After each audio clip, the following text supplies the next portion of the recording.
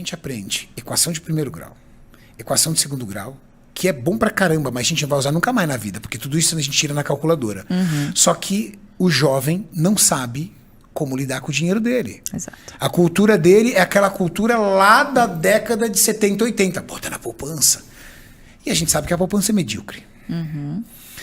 Hoje, se você tivesse R$2.000, por exemplo, para começar a investir, e você não tem a menor noção disso, o que a pessoa pode fazer para tentar entender um pouco mais sobre isso?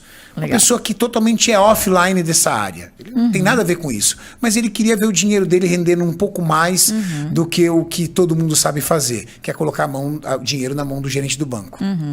Bom, vamos lá. Um erro muito comum, o que as pessoas fazem, né? Primeiro, querem o ganho rápido. Então, o que você faz intuitivamente? Você olha o que está rendendo mais no momento. Só que o que está rendendo mais no momento já passou. Você já perdeu esse barco, muito provavelmente, né? Então, primeira coisa, dividir o seu dinheiro, primeiro, fazer sobrar, né? Tem muita gente e não precisa só sobrar R$1.000, tem gente que ganha muito bem, mas que vive endividada porque precisa manter um padrão de vida que não dá conta. E está sempre buscando um boleto mais alto e tem que correr atrás, né? Dizem que o melhor vendedor é aquele que tem um boleto mais alto no final do mês, né? Então, e pagando juros, né? Exatamente, pagando juros. Então, primeiro, se você é brasileiro e você faz sobrar no final do mês, você é o herói. O que você precisa fazer agora? Primeiro, tentar não se envolver em dívidas, então para isso ter uma reserva de emergência e inevitavelmente isso tem que ser na renda fixa, então pode ser um Tesouro Selic, que é a partir de R$30 você já consegue investir, ou um CDB, pode ser de uma corretora média, hoje você tem corretoras, não precisa ser no banco, mas corretoras que não cobram taxa de corretagem, você faz tudo online, você abre ali uma conta, é de graça, você não tem nenhuma taxa de manutenção e pode ali investir em algum CDB ou fundo de Tesouro Selic, custo zero. Acho que isso é uma dica boa que ela trouxe. Legal. Na questão da corretora média, porque de fato, se você entrar com um valor pequeno no banco, você vai pegar uma porcentagem pequena de rentabilidade. Quando você aporta para você ser competitivo no banco, você tem que estar ali numa alta renda, pelo menos, para começar a ser competitivo. Quando é um valor pequeno... Para ele achar que você é gente. Faz mais sentido corretora.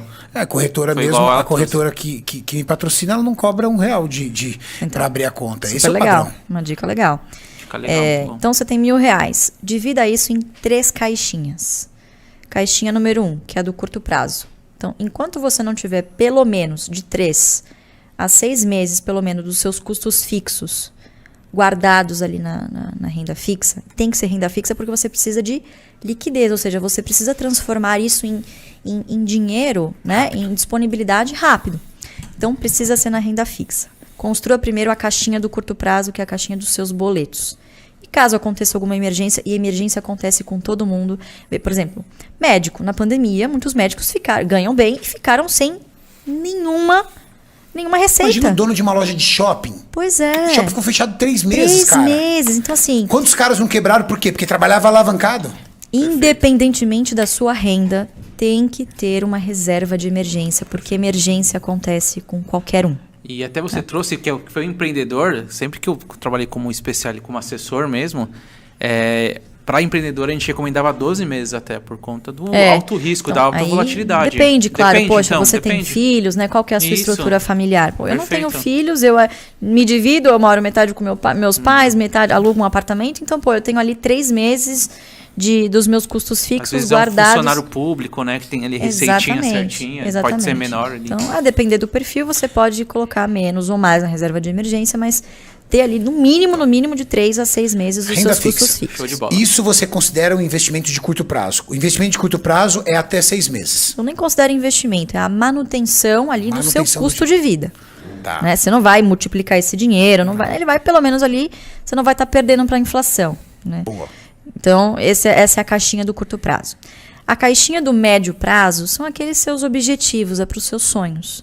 Então, poxa, eu quero casar no ano que vem, eu quero fazer um intercâmbio, eu tenho o sonho de comprar um carro, de quitar a parte de uma casa, né? Ou quitar uma dívida, por exemplo. Então, você tem ali o médio prazo, 2, até uns 3 anos, vamos dizer assim, você já tem um objetivo para essa grana, para esses recursos. Então, também renda fixa. Só que você pode se dar ao luxo de pegar alguns outros produtos que tenham uma carência, por exemplo, que você não precise mexer em 1, 2 anos. Então, agora está voltando à moda de novo a LCA. Né? Então, a LCA, que são letras de câmbio agrícola, que são isentas de imposto de renda. Você tem uma carência de no mínimo 3 meses, 90 dias, e tende a render mais, por exemplo, do que produtos de liquidez imediata. Né? Então são produtos muito comuns. Luiz é fera mesmo. Eu acho que o Danilo aqui da Ativa, que é o meu corretor, acertou a mão com a LCA. Ufa, hein? Ufa, deu uma dica boa aqui. Oh, meu Deus, que bom. Legal. Então é o dinheirinho do médio prazo. O que é LCI? LCI é letra de câmbio imobiliário. Legal. É mais ou menos o mesmo produto, só que para uma área diferente. Indicou LCI e CDB.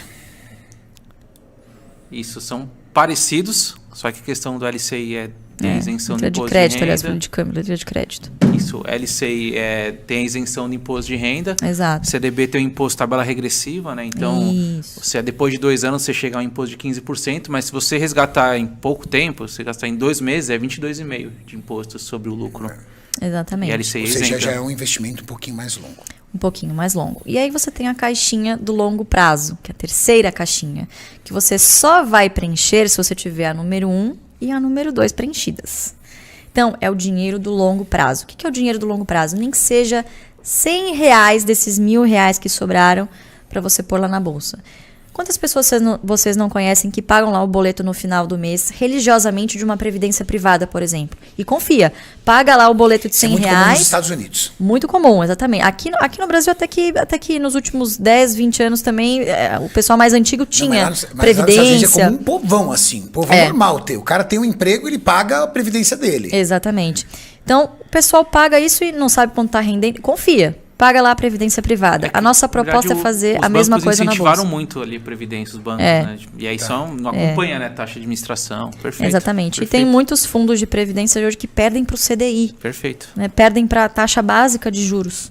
Então, quer dizer, você confia a sua previdência ali para um gestor, terceiriza completamente, sendo que dá para você fazer a mesma coisa na bolsa.